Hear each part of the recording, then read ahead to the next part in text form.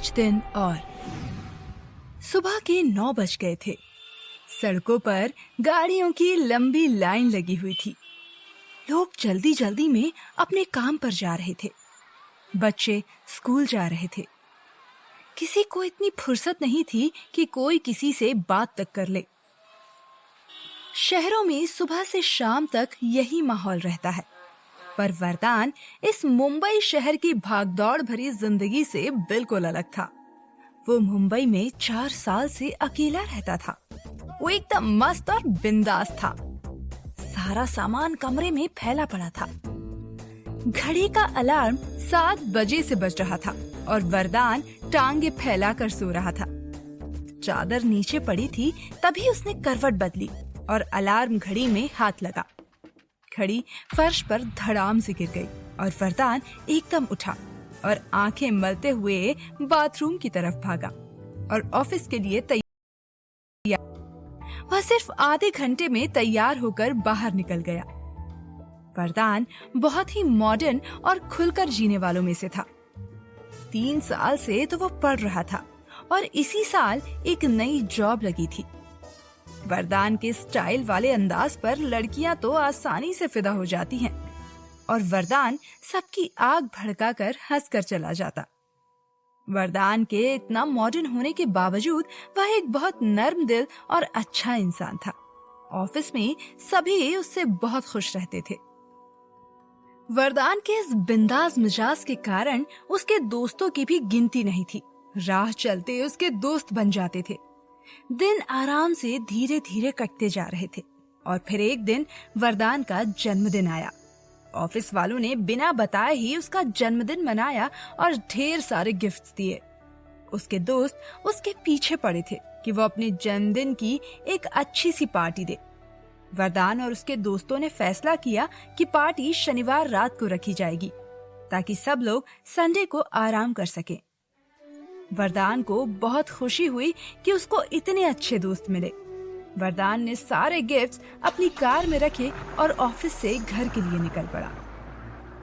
वरदान के घर से ऑफिस की दूरी लगभग 40 किलोमीटर थी, जिसमें घना जंगल और सुनसान रास्ता पड़ता था।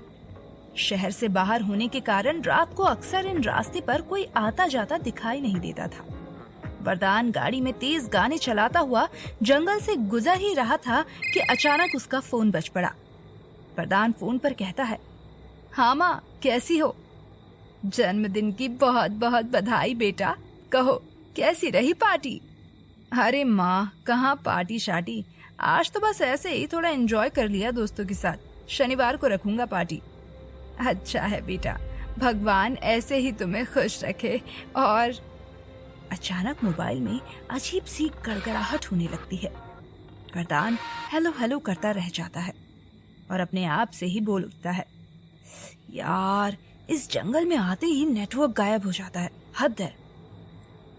वरदान मोबाइल को सामने शीशे के पास रख देता है और म्यूजिक सिस्टम की आवाज बढ़ाता है, पर म्यूजिक सिस्टम में गाने की बजाय उसी गड़गड़ाहट की आवाज आती है जैसी मोबाइल में आ रही थी।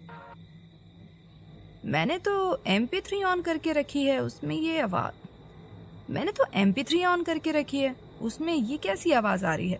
चलो इसे बंद कर देता हूँ। ये कहकर उसने म्यूजिक सिस्टम बंद कर दिया। वरदान मजे से जा रहा था कि अचानक उसकी गाड़ी बंद हो गई। वरदान ने काफी कोशिश की पर गाड़ी स्टार्ट नहीं हुई। वरदान गाड़ी से बाहर निकला और बड़बड़ाने लगा, आखिर ये क्या हो रहा है आज? साला मूड ही ऑफ हो गया। वरदान ने इधर उधर नजर दौड़ाई तो घबरा गया और बोला, कितना घना जंगल है, सड़क भी बिल्कुल वीरान। आज तो डरावनी फिल्मों के सीन जैसा हो रहा है सब कुछ मेरे साथ। अगर इस जंगल में कोई फंस जाए तो वो तो समझो गया। वरदान अपनी गाड़ी को देखने लगा। गाड़ी का इंजन काफी गर्म था, जिसे देखकर वरदान बोला, हो, बस इतनी सी प्रॉब्लम। वरदान के पास हर प्रॉब्लम का सलूशन है। ये कहकर वरदान ने गाड़ी की डिक्की खोली और पानी की बोतल निकाली और गाड़ी में डाल दिया। वरदान जब वापस बोतल को डिक्की में रखने आया तो देखा एक गिफ्ट नीचे पड़ा था। उसने वह गिफ्ट नीचे से उठाया और डिक्की में सभी गिफ्ट्स के ऊपर रख दिया और गाड़ी स्टार्ट कर घर के लिए चल दिया। घर पहुंचकर वरदान ने चैन की सांस ली और आराम करने लगा। कुछ देर आराम करने के बाद उसने सारे गिफ्ट्स खोले। गिफ्ट देखकर वरदान बहुत खुश हुआ, क्योंकि सारे गिफ्ट्स उसकी जरूरत के मुताबिक थे। सारे गिफ्ट्स देखने के बाद उनमें से एक गिफ्ट ऐसा था जिस पर कोई नाम नहीं लिखा हुआ था। गिफ्ट खोलकर देखा तो एक बच्चे की फोटो थी, उदास और खामोश बच्चा जो लगभग 5 से 6 साल का था। उसकी आंखों में अजीब सी खामोशी दिखाई दे रही थी। चेहरे पर अजीब सा दुख और डर था। उस बच्चे के पीछे घना जंगल दिखाई दे रहा था। वरदान ने तस्वीर के आगे पीछे देखा, लेकिन भेजने वाले का कोई नाम पता नहीं मिला।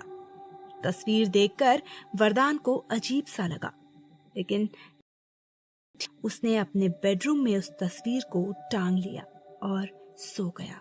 सुबह उठकर रोज की तरह वरदान उठा और नहा धोकर ऑफिस के लिए जाने लगा। तभी अचानक उसकी नजर तस्वीर पर पड़ी। पास जाकर वो तस्वीर को गौर से देखने लगा। वह तस्वीर को देख ही रहा था कि उसे ऐसा लगा जैसे तस्वीर में उस बच्चे के पीछे के जंगल में कोई हलचल हो रही है। पेड़ और पत्ते हिल रहे हों। वो घबरा गया और तस्वीर के पास से हट गया। उसने फिर गौर किया तो उसे सब कुछ पहले जैसा लगा। उसे लगा कि उसका वहम है और वो हंसकर ऑफिस चला गया। वरदान ऑफिस पहुंचकर अपने काम में लग गया, लेकिन बार बार उस तस्वीर के बारे में सोच रहा था। वो ये तय नहीं कर पा रहा था कि उस तस्वीर के पीछे पेड़ पत्तों का हिलना उसका वहम था या सब कुछ वो असल में हुआ था। वो इसी कश्मकश में डूबा हुआ था। तभी उसके 2 दोस्त उसे देखकर बोले, क्या बात है वरदान, लगता है पार्टी के चक्कर में सोच में डूबा हुआ है कि कितना खर्चा आएगा। यार देख, पार्टी तो तुझे जानदार करनी है और रही बात खर्चे की तो वो तुझे ही करना पड़ेगा।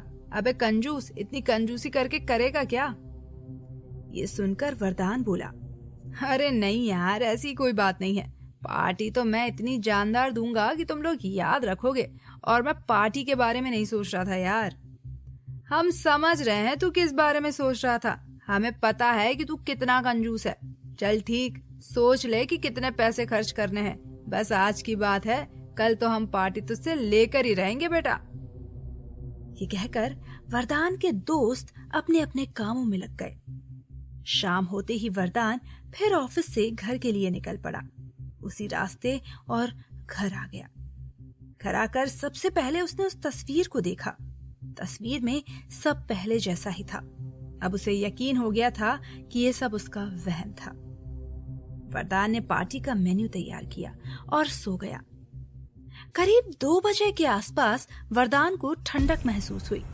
उसने अपनी चादर को कसकर खींचा और ओढ़ लिया, लेकिन उसे ऐसा लग रहा था कि जैसे बहुत तेज हवा चल रही हो। नींद में उसने अपनी आंखें खोली तो वो देखकर हैरान रह गया। वो अपने कमरे की बजाय एक घने जंगल के बीचों बीच लेटा था। यहाँ तेज हवा चल रही थी और उसने अपने आंखों को मलना शुरू किया। फिर देखा उसके सामने बिल्कुल ठीक वही पेड़, वही दृश्य था जो उस फोटो था। उसने अपने चारों ओर देखा। रात का काला अंधेरा और उन पेड़ों के अलावा वहां कोई नहीं था। वरदान घबरा गया। वह बिस्तर से उतरा और भागने लगा, लेकिन उसको कहीं भी कोई भी रास्ता नहीं मिल रहा था। तभी उसे एक जानवर के गुर्राने की आवाज आई।